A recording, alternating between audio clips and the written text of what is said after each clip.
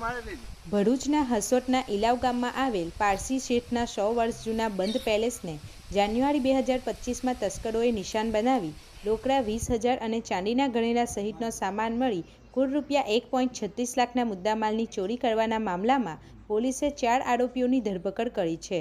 મુંબઈના Rustam palace flat ખાતે રહેતા ઘન બહેરામ એડલજી પાલમકોટના પિતાનો પેલેસ હાંસોટ તાલુકાના ઇલાવ ગામ ખાતે આવેલો છે. આ પેલેસ 100 વર્ષ જૂનો છે. ગત તારીખ 29 જાન્યુઆરી 2025ના રોજ ઘન બહેરામ એડલજી પાલમકોટ તેઓને ચાવી જોઈતી હોવાથી વતનમાં આવ્યા હતા. જેઓએ મકાનનો દરવાજો ખોલી જોતા ઘરમાં સામાન વેરવિખેર હાલતમાં પડ્યો હતો. મકાન માલિકે ઘરમાં તપાસ કરતા અંદરથી રોકડા 20,000 અને ચાંદીના ઘરેણા સહિતનો સામાન મળી કુલ રૂપિયા 1.36 લાખના મુદ્દામાલની ચોરી થઈ હોવાનું માલુમ પડ્યું હતું.